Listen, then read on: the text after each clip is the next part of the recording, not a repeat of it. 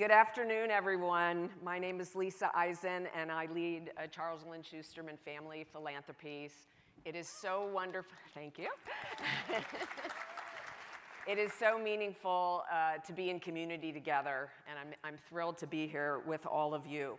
And we are all here because we know, we feel it in our bones, the stakes of this moment.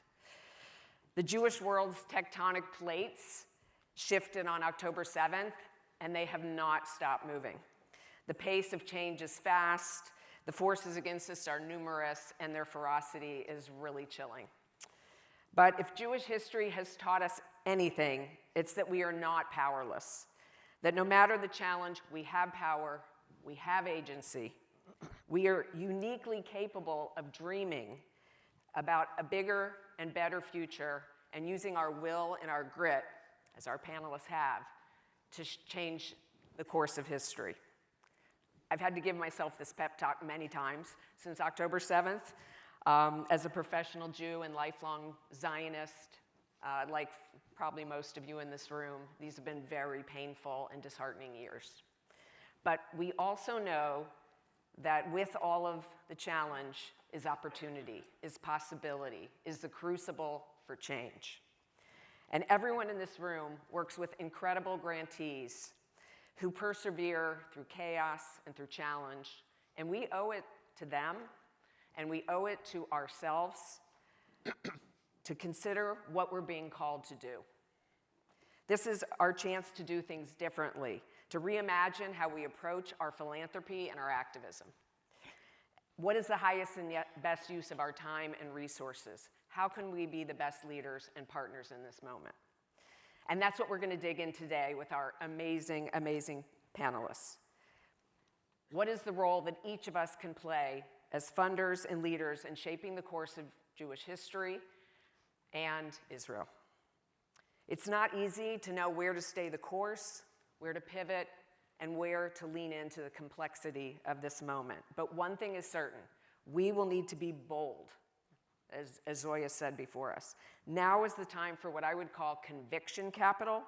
We all deploy philanthropic capital, we use our social capital, but now is the time to stand up and demonstrate the courage of our convictions, to broadcast our values and our commitments, and to advocate for who we are and what is right. And if there's anyone who can speak to that, it's the three amazing leaders on this panel. We have with us Marc Rowan, Mandana Dayani, and Jonah Platt. So let's give them all a hand.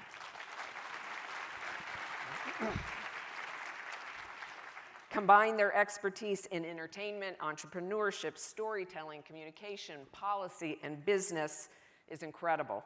I have no doubt that this panel could put together a joint venture in this hour. But instead, we're going to talk about their leadership and their philanthropy. They were all already leaders before October 7th, but since that day, they have propelled their leadership forward. They have lifted their voices. They have cut through the noise, and they have reached many people. Jonah has become a trusted public voice on modern Jewish identity, culture, and current events. He hosts the award-winning podcast, Being Jewish with Jonah Platt, featuring conversations with big names about everything from Hanukkah to heartbreak, as he puts it. And you must listen to it, it's amazing. Mandana is a brand expert, attorney, and political strategist who believes the same tools used to launch great brands, excitement, cultural momentum, and a sense of belonging can also build powerful movements. Born in Iran, her work is deeply personal, and she has worked on some of the most urgent issues of our time, from antisemitism to civic engagement. And last and definitely not least is Marc, who was already raising the alarm about anti-Semitism even before October 7th on UPenn's campus and beyond. And since then, he has emerged as one of the leading advocates for ensuring America's educational institutions remain safe places for Jews and for rigorous study. They're all leading in different ways, but the three of them are demonstrating what is possible when you combine conviction and innovation. This era calls us all to a new kind of philanthropy, and we need look no further than this stage for shining examples. So let us dive in. So for all of you, your activism did not start on October 7th, but that day seems to have been a turning point for each of you. What changed for you, and what central ideas and values are driving your activism? And Mandana, I met you right after October 7th at the UN when you were speaking on sexual violence. It was very powerful, so let's start with you. Yeah, thank you, and thank you for having us and for that introduction. I mean, I'd worked as an advocate for so long and woke up October 7th to one of the most horrific acts imaginable, and in that devastation, went online and saw that people were trying to like pivot what happened into some deranged, delusional like protest, and I couldn't understand what was happening. Like I really, like it made no sense in my brain. And I know how important storytelling is and first personal narrative. I was raised in Iran. I was born there. I grew up under the regime that funds Hamas. I understand their insanity and their violence. So I picked up my phone, I made a video, and I opened with that I started every day at school chanting "Death to America, Death to Israel."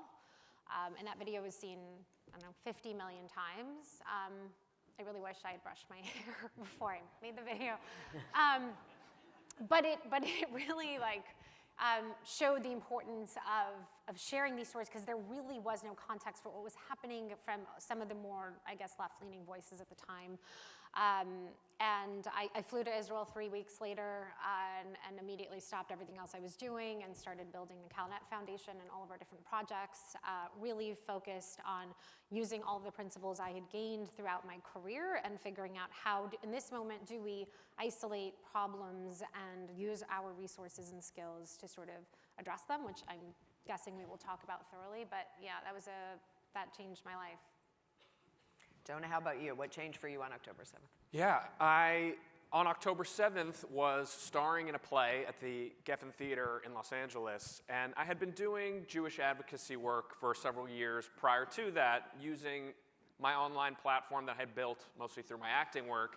And on October 7th is when basically the ratio of my time, energy, budget it went from 90% my career at 10% advocacy to flip-flopping. And it wasn't at first even a conscious decision. It was just what I wanted to be doing. It was where I wanted to be spending all of my time and energy.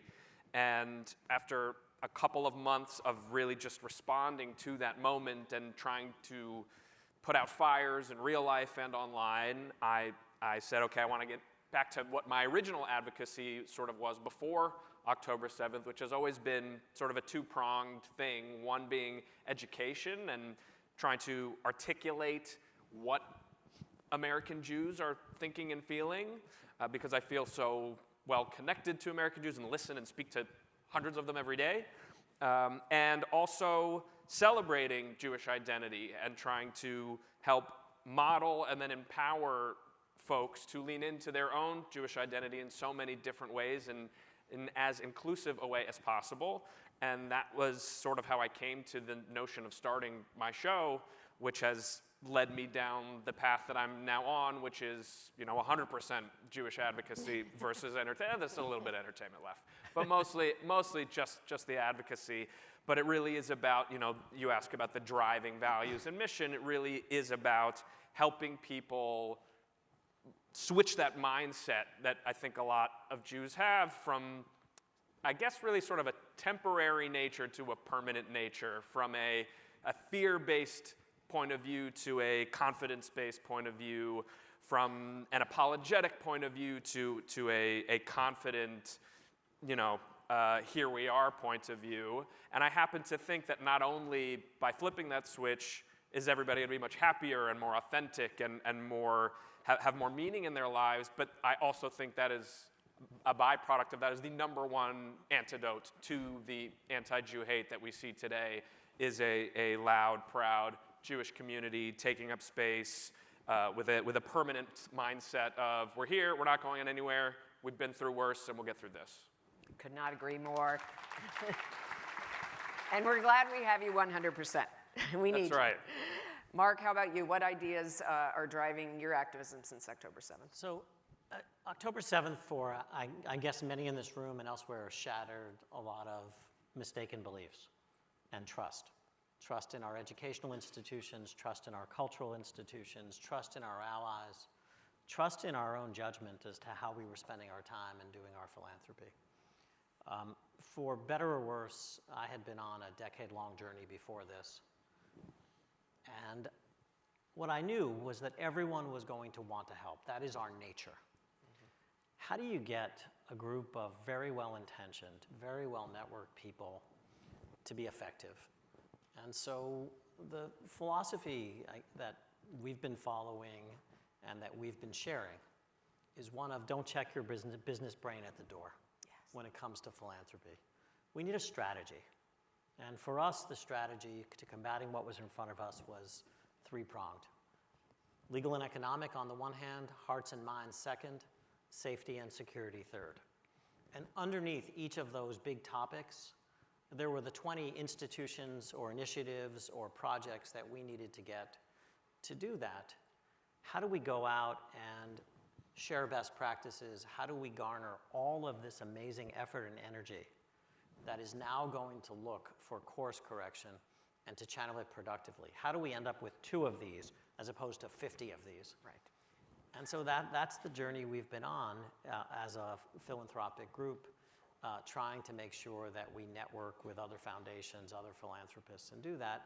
And the second piece of it is to show interested people that you live in a normal country where 80% of the people are normal. We have a really hard time believing that because the voices of hate are so loud and they are so centered in our world, our media world, and our online world. And what we need people to step forward who are willing to just speak the truth and to realize that there are just no consequences from speaking the truth. And it's actually quite liberating to just tell the truth.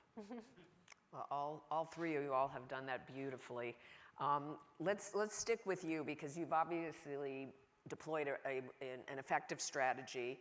We're still at the early phases, but as I said earlier, with all the challenges comes opportunity. So are there new opportunities that have emerged because of what we've been going through the last 3 years, and how do you capitalize on this? So the opportunity is the energy. We have yet to even understand the power of this room and the power of other rooms like this.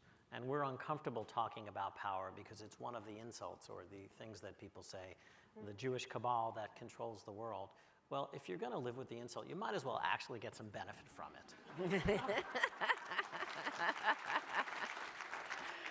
So if you think about how many of us spent our time pre-then, whether it was cultural boards, educational boards, museum boards, or other boards, did we speak up? Did we advocate? Did we protect? Did we speak the truth?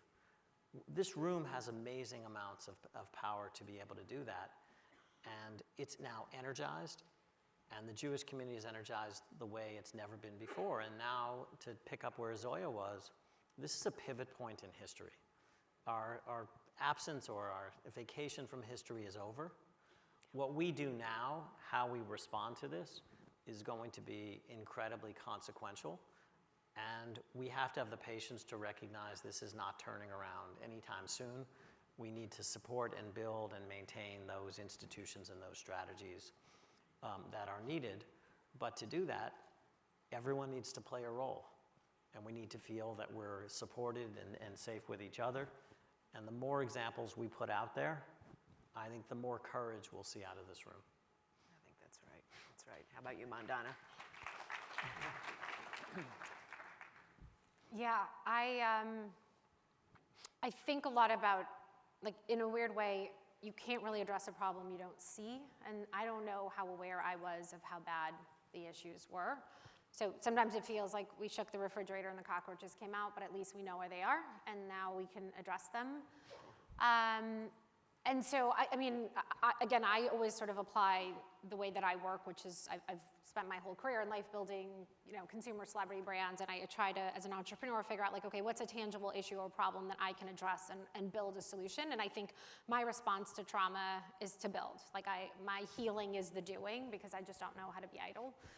And when, we talked a lot about sort of opportunity, I think for me, immediately after October 7th, the greatest opportunity I saw were the young students on campuses, like watching these kids, this generation, boldly, proudly be who they are, testify before Congress, change definitions at their school campuses, like go up against these completely deranged people in their faces all day long.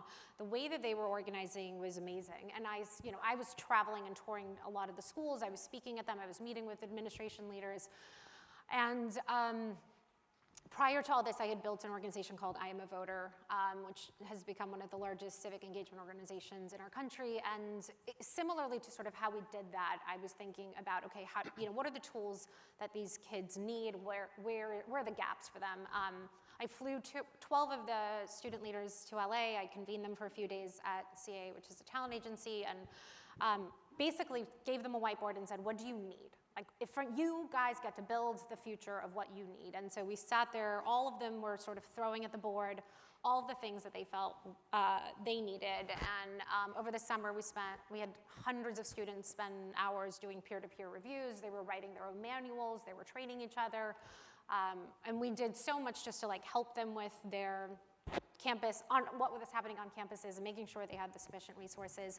And again, even through doing all that together, we ended up meeting a huge set of students who felt like they were being pushed out of their student newspapers. And they were not allowed to write about Zionist values. They were not allowed to write about who they were. They were fired. They were pushed out. And I was like, this is so dumb. Because also, every time you've tried to push Jews out, we just built something bigger and better. And I was like, I don't want you to be a part of this stupid newspaper anyways. I created a digital newspaper that we sold to Bustle. We aggregated some of the best editors that I've worked with. We have access to the greatest creative directors. We brought everyone together and we're like, okay, great, here you go. We're gonna go on Substack. You guys are gonna have your own newsletter. Any Jewish students who want can publish here. Non-Jewish students can publish here. 70 students wrote for our first publication that had all been denied the ability to publish their newspapers. And they now control this. They're interviewing all these people. They're traveling to schools. They're hosting their own conferences. And you just realize there is so much that we can do, and we don't have to beg for permission sometimes to be part of these old, stupid institutions too.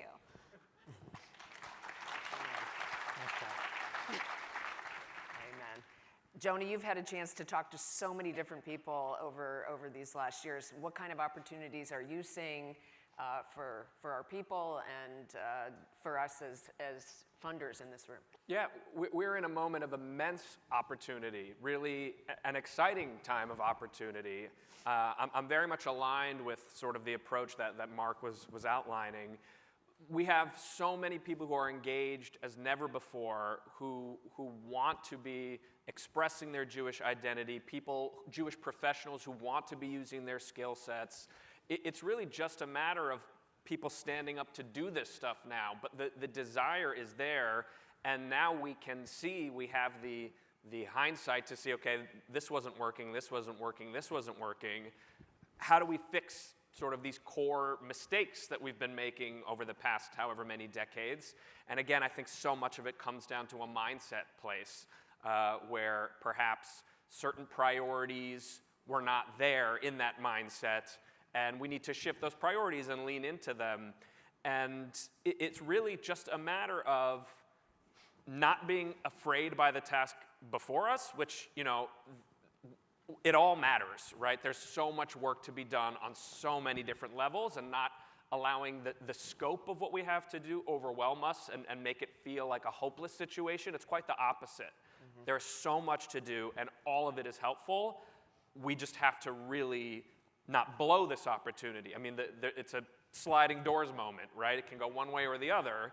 Either we goof this opportunity, we don't capitalize on all the people who are engaged in this moment and really lean into that mindset shift, or we do, and we start to create new institutions or reprioritize our current ones and the way that they're operating, and bring in all these other people who have not been engaged, who now want to be, and don't necessarily know how or what to do, but want to do it. So, I mean, it's up to a lot of the people in this room, I think, to grab these folks when they see them and help lift up the people who, A, are already doing the work, who need support, or B, want to do the work and are well placed to do it, but have never done this before and aren't sure what to do and just need some support.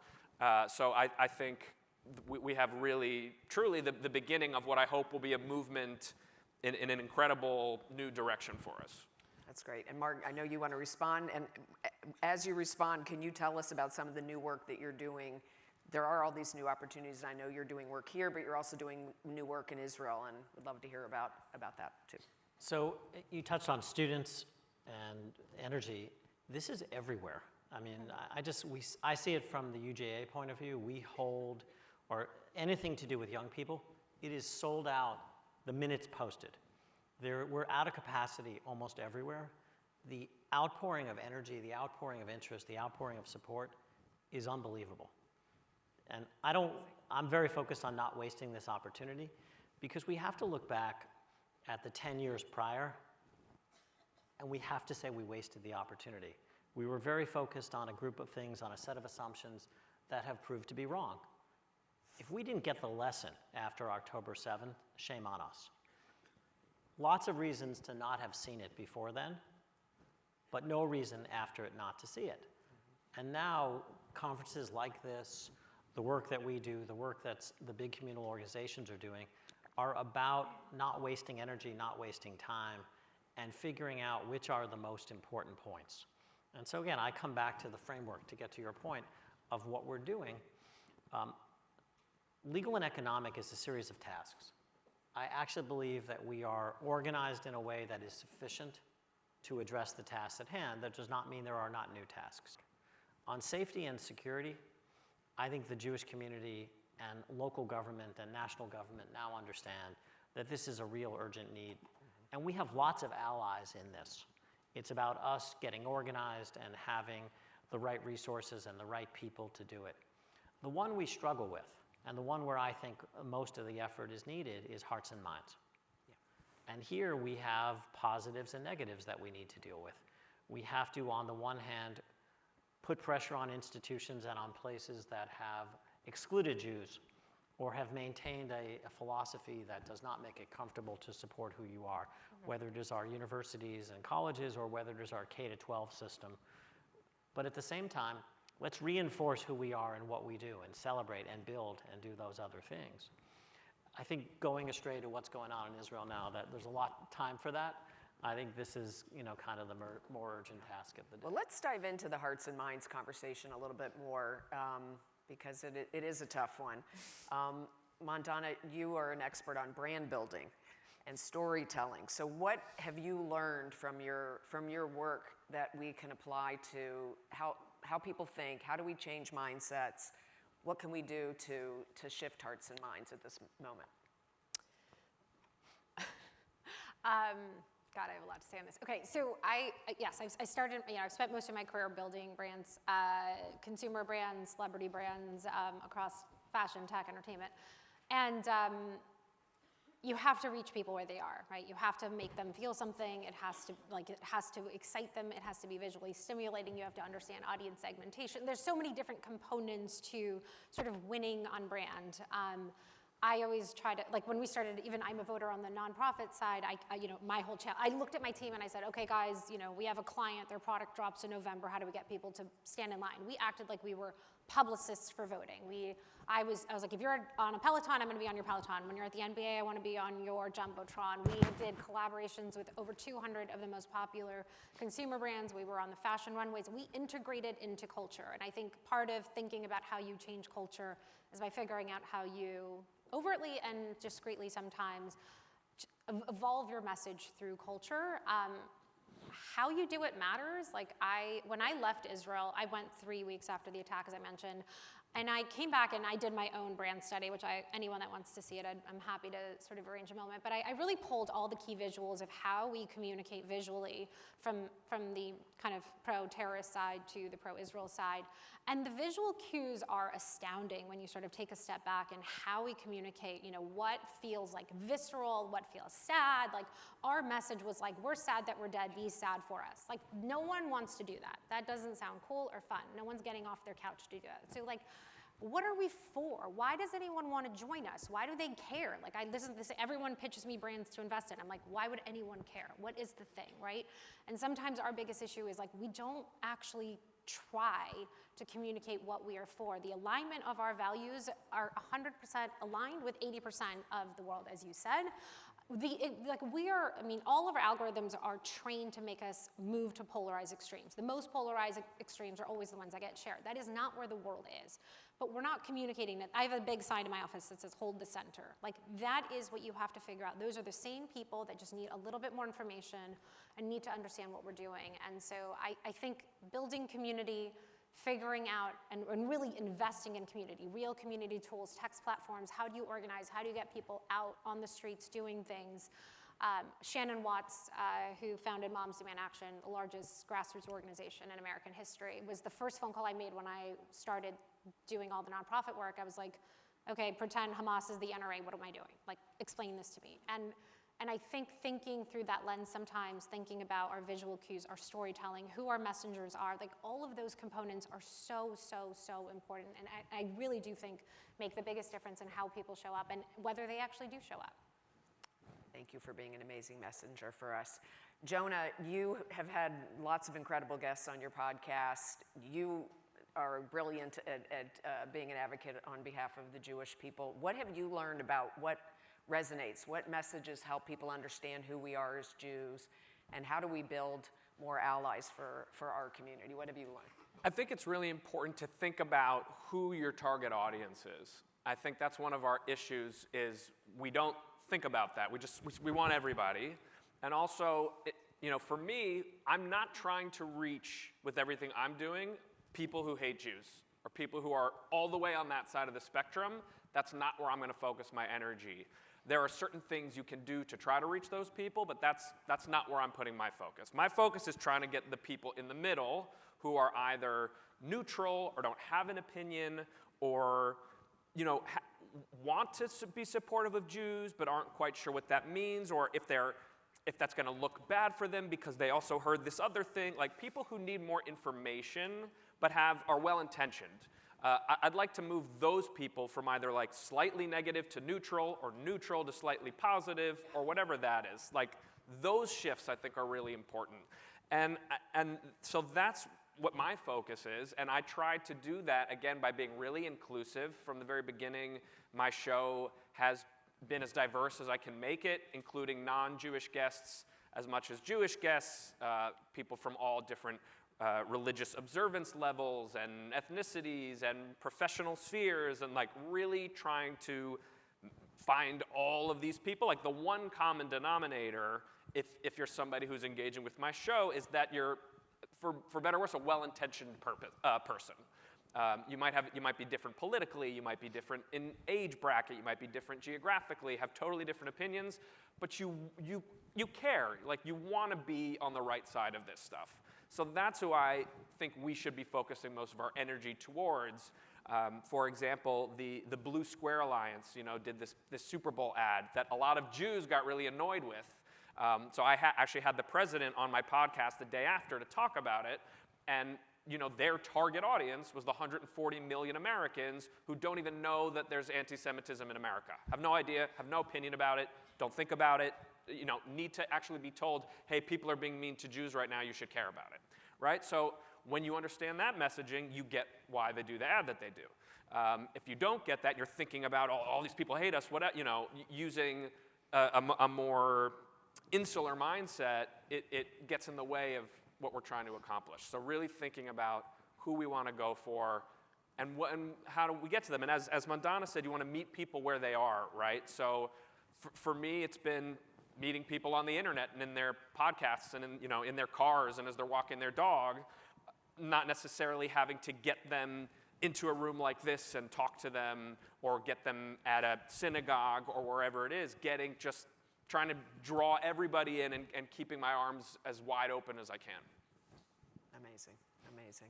So building on this theme of reaching people where they are, I know, and Mandana, I've heard you talk about it a lot, but it's been lonely for us as Jews. We have felt like we have lost friends, we have lost allies.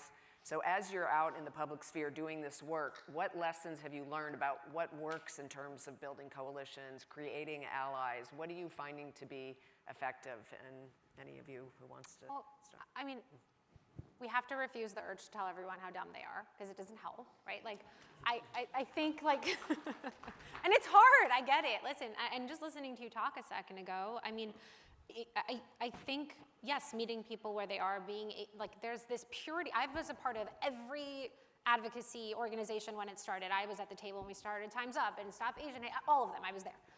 And this purity test that these groups apply is their downfall. When you start taking other Jews down because they didn't say the right word, or it's the end. Like, we cannot do that. We have to figure out how to sort of come together, support each other, like, fight on the side, fight quietly, but this like, you don't need to wake up and attack me because I used the wrong word. This is not a good use of anyone's time, or Jonah, or anybody else who's talking. I think being able sometimes to stand your ground in places that are uncomfortable is important. A lot of the work that I was doing at the beginning was having conversations with people I really disagreed with and diffusing the situation a little. I've met with LGBTQ leaders, I met with Latinx leaders, I met with all of these people trying to sort of explain the position and diffuse as much as I could, and it helped. We hosted a bunch of Black and Jewish Shabbats that I thought were really beautiful and helped sort of bring the communities together. I think being vulnerable and sharing your story as much as you can is very helpful. A lot of people, like, honestly have not met a Jew. Like, I know that sounds weird in this room, but like, there are so many people that just don't understand. They don't understand how these things impact us or our kids. I shared a story once about my daughter. There were so many people that reached out that were like, oh my God, I didn't even think about the impact of these protests on children. You know, like, they just don't know, they're not thinking about this. And so I think trying as much as we can to share the truth, to share what is really happening, make sure that people have facts and context. And that's why when you supported Facts for Peace, right? Did I make that up? Okay. That was so important because at the time, like, there just wasn't enough context. There wasn't enough information. People were not, like, when you looked at how much content was being pushed out on TikTok and Instagram in relation on both sides of the issue, it was just like we were up against a fire hose all day long. So investing in content and storytelling is really, really important. And yes, I lost a ton of friends, but I don't want to be friends that like terrorists. So I think at the end of the day, like, it hurt my feelings. It took me a while to admit, like, it did hurt my feelings. I really thought this stuff was real. Like, I thought the stuff that I was doing was real. I, like, thought some of the principles we stood by were real. And when even speaking at that UN conference, I was like, we don't blame victims. Like, I don't even understand what's happening. Like, on October 7th, before people could identify their bodies, we had to go online and defend the integrity of these families. It was the most backwards, crazy bullshit. And then I realized that's what it was. And sorry. And so, like, okay, fine, that's what it is. That's like, okay, now I understand where we are, and we're gonna build better. And anyways, so I don't know if I answered your question. I'll jump into this one. I've actually spent a lot of time and energy and brain power trying to think about and listen to and learn about allyship and bridge building. I think there's a couple of things that are really important.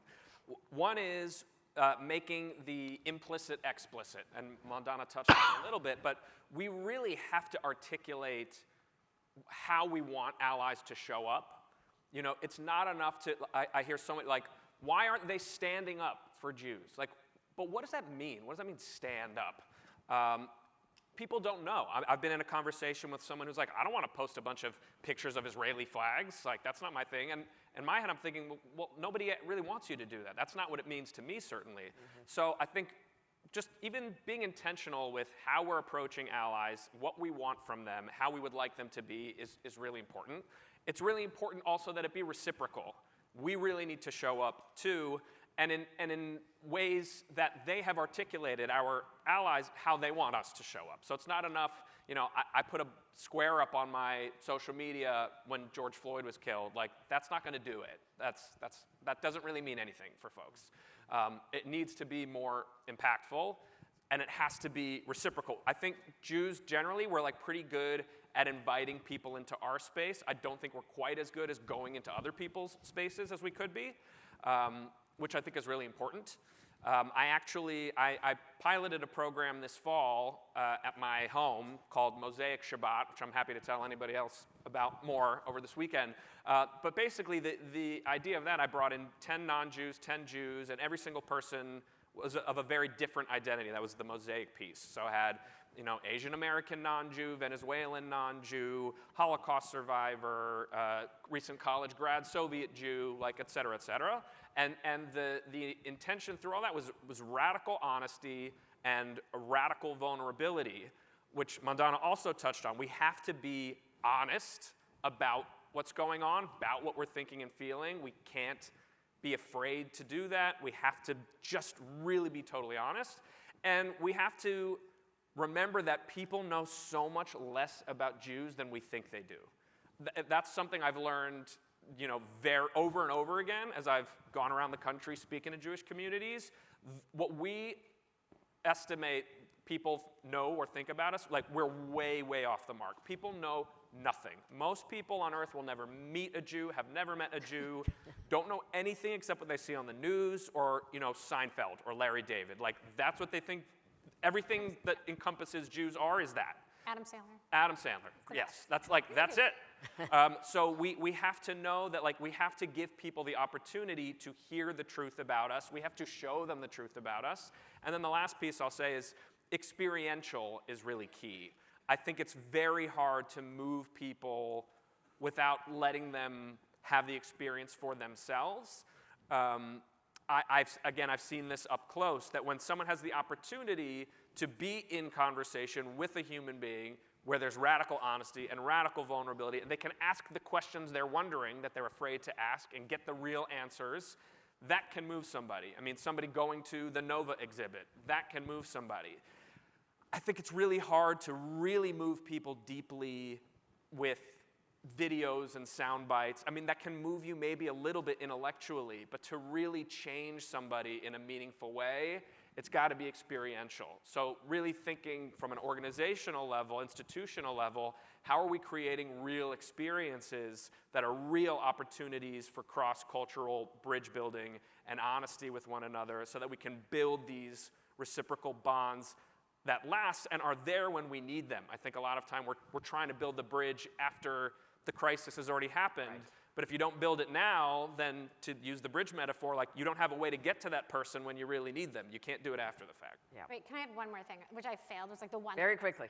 The one thing I was We're running out of time. Explain in that context was also, one of the things I heard very early was from a member in Congress who said, Mandana, every time we say something in support of Jews, my team gets thousands of phone calls, hundreds of phone calls, calling us all sorts of names. And when we do something good, we very rarely hear from you guys. And very rarely is someone showing up at our rallies and wearing our t-shirts. And that really upset me and really stuck with me because I was thinking so much about the allies that we have and what if we lost, how do we hold our allies together?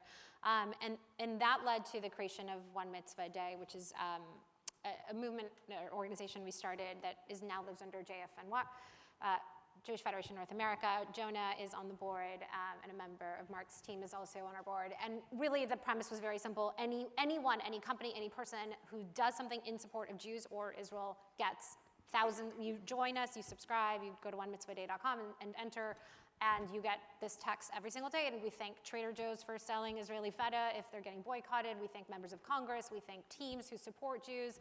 And in a year, we have sent 6 million messages to people that have stood with Jews, and they write us back. They're like, you don't know how much this means to us. Thank you. We're going to continue supporting you. And so part of the point of that is, it's an awesome program, but everybody also, here should sign up for it. Seriously. But it's that, don't forget Gratitude. friends, and don't forget allies, and don't forget the power of joy. People have to feel good when they do good, so that they keep showing up. Gratitude, power of positive reinforcement.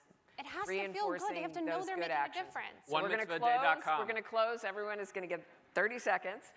because I want to stay on time for everyone. So we've talked about truth, we've talked about power, we've talked about the courage of convictions, we've talked about gratitude. What kind of leaders does the Jewish community need now, and what would you want to bestow on the leaders in this room and the leaders outside this room? And Marc, we're going to start with you. So a lot of meetings this morning. Best advice I heard this morning, try shit. We have to go big. We have to not be afraid of failing. We have to go after it. We have to double down. Let's have at it. We have an immense amount of power. That's my favorite line today. Honestly, I think these three are the greatest representative of what we need. You need people that are bold, that talk, that share, that are willing to sort of have hard conversations and be vulnerable. You need people like Marc who understand moral integrity and stand by what they believe in and do not care about the consequences and hold the line and are a leader, like bring other leaders with them. I dare you to find me one Jewish person doing good who hasn't sat with Lisa and hasn't been mentored by her or supported by her. And that, I promise you, I've never met someone who hasn't been given like love and care and attention by her. And so if you can show up, and you don't have to show up in all three ways, like pick one, but if you can everyone just do your piece of it, and together we are so much more powerful than you understand. Great. Jonah, bring us home. All right, I'm going to build on Mandana's thing. So yeah, my word is responsibility. I think every single person in this room has to take individual responsibility for being a part of this solution, of this movement. We can't leave it up to just that leader or this leader. It's not going to be enough. We need everybody to think of themselves as a leader with your own skill set, meeting your specific passion within this space, meeting your specific sphere of influence, whether that's your kids or an organization or some friends online, whatever it is. If it's bringing latkes to the break room and teaching your coworkers about Hanukkah, if it's having a fundraiser, if it's putting your kids in a program for high schoolers like Club Z or whatever, everyone has to think of themselves as a leader, and no one has the ability to sit this out. Like, this is the moment. It takes all of us, at least in this room. It doesn't take every Jew, but it takes enough of the ones who care and are passionate and have the ability to make a change. And I want to thank all of you for your amazing leadership.